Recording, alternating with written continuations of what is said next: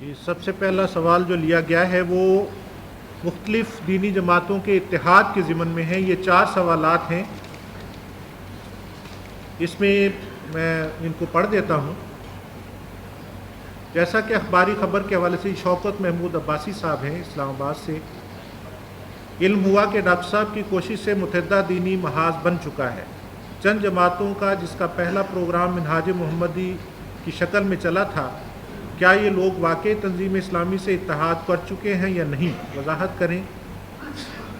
اگر یہ اتحاد کر چکے ہیں، اس میں مولانا اکرم عوان صاحب اور مختار گل صاحب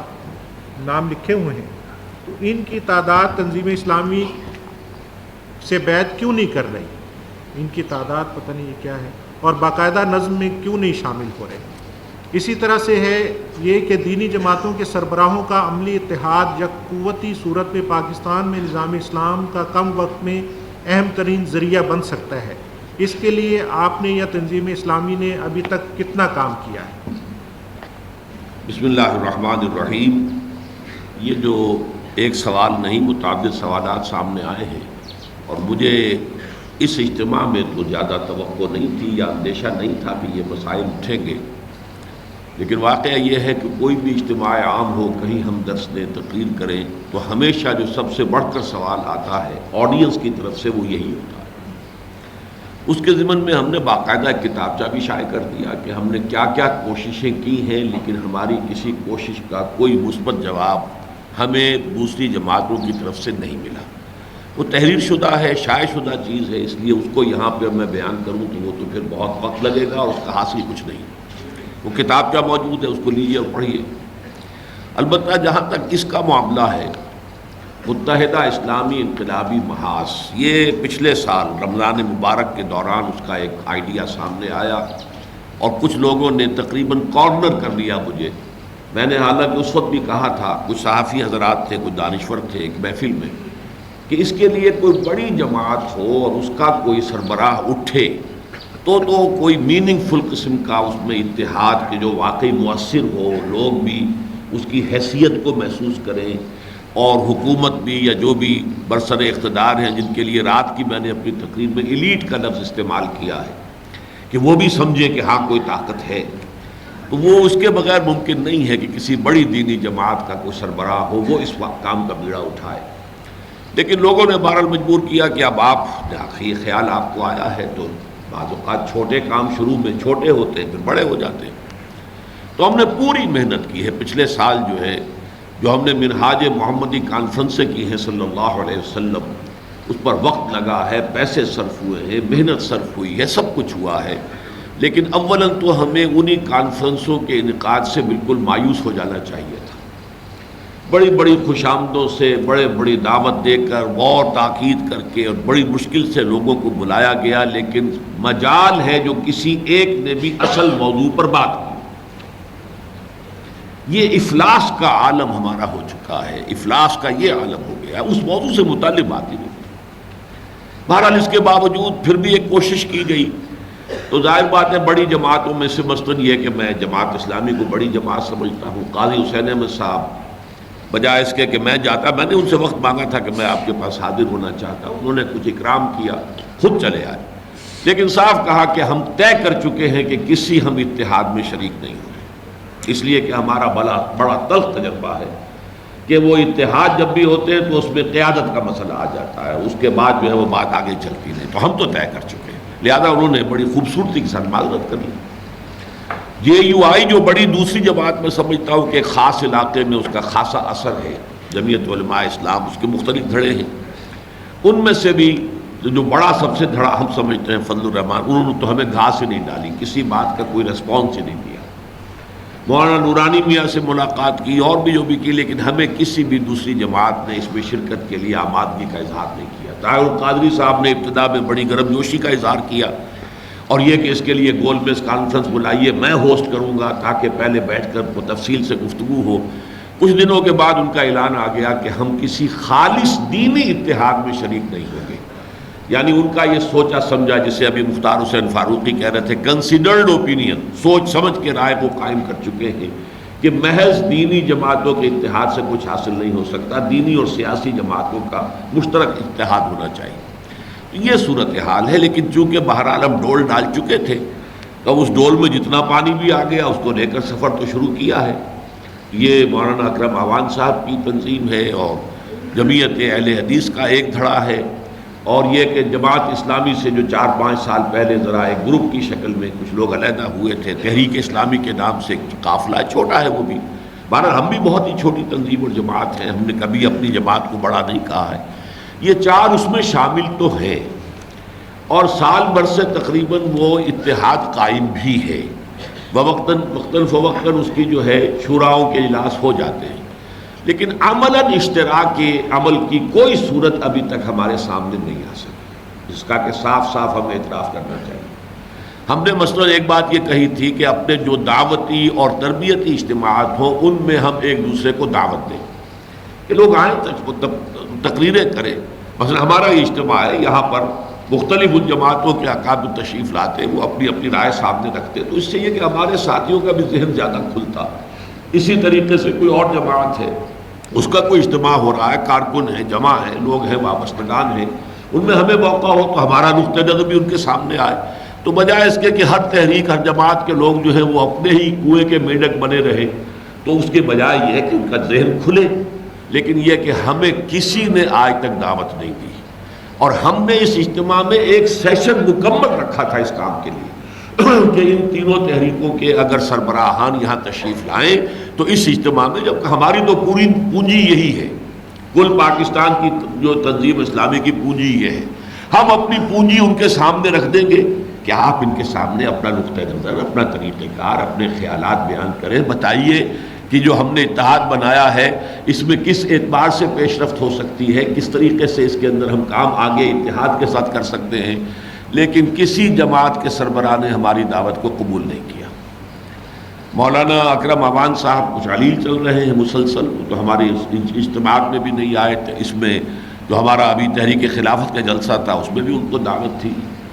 اسی طریقے سے مولانا مختار گل صاحب اس سے پہلے آتے رہے، ہمارے اجتماعات میں انہوں نے تقریر کی ہے، لیکن اس مرتبہ انہوں نے بھی معذرت کی ہے۔ اور جو جمعیت اہل حدیث کے امیر ہیں وہ تو گویا کہ طے کیے ہوئے ہیں کہ انہیں کسی اجتماع میں آنا ہی نہیں ہوتا، ان کی طرف سے کچھ نمائندے جو ہے وہ آ جایا کرتے ہیں، تو ایک خانہ پوری تو یقیناً ہو جاتی ہے کہ وہ اتحاد کی جو ہے جو اجتماع ہو رہا اس میں ان کی بھی ایک ریپرزنٹیشن، یہ صورتحال ہے۔ لہذا آپ اس طرف سے گویا کہ اپنے ذہن کو فارغ کر لیں۔ دیکھیے قرآن مجید میں چونکہ ابھی جو باتیں سامنے آئی ہیں، یہ سارا معاملہ جو ہو رہا ہے یہ بالکل اسی پیٹرن پر ہے۔ اگر آپ منہاج محمدی پر صلی اللہ علیہ وسلم کام کریں گے تو بالکل وہی حالات پیش آئیں گے۔ جیسے حضور سے کہہ دیا گیا تھا کہ آپ توقع نہ رکھیے، لن ترضى عنك اليهود ولا النصارى حتى تتبع ملتهم،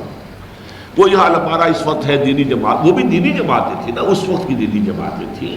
اہل کتاب تھے، کتابوں والے، نبیوں کو ماننے والے، لیکن یہ کہ اپنی اپنی گروہ بندیاں ہیں اور اپنی اپنی جو بھی چودراہٹیں ہیں ان کو لے کر لوگ بیٹھے ہوئے ہیں۔ اس جیسا کہ رات بھی میں نے عرض کیا تھا کہ اس حصار سے نکلنے کے لیے کوئی تیار نہیں۔ ابھی جو معاملہ کیا ہے جماعت اسلامی نے خاص طور پر ہمارے ساتھ، وہ تو بہت ہی تکلیف دہ معاملہ ہوا ہے۔ ویسے بھی جماعت اسلامی اس سے پہلے کوئی اس قسم کی جو اتحادی کانفرنسیں کرتی تھی، کوئی ملی یکجہتی کونسل، ہمیشہ انہوں نے ہمیں نظر انداز کیا، لیکن ہمیں کوئی شکایت بھی پیدا نہیں ہوئی، اس لیے کہ ہم سمجھتے ہیں کہ جماعت اسلامی بھی چاہے کہے کچھ اور، لیکن ذہن اس کا یہی ہے کہ سیاسی اور مذہبی جماعتیں جمع ہونی چاہیے۔ طاہر القادری صاحب نے اسے کہہ دیا بالکل جسے کہتے ہیں کہ کھلے الفاظ میں، لیکن جماعت کا بھی ذہن تو یہی ہے۔ ہمیں کبھی انہوں نے دعوت نہیں دی کسی جماعت کی حیثیت سے، تنظیم کی حیثیت سے۔ اب پچھلے دنوں یہاں پر وہ ایک ہے مجلس تحفظ ناموس رسالت صلی اللہ علیہ وسلم، یہ مولانا عبدالستار نیازی صاحب کا ایک بنایا ہوا ایک جوائنٹ فرنٹ سا ہے، تو اس کا اجلاس تھا، اس میں مجھے بھی بلایا تھا، میں وہاں گیا تھا، تو لیاقت بلوچ صاحب تشریف لائے ہوئے تھے۔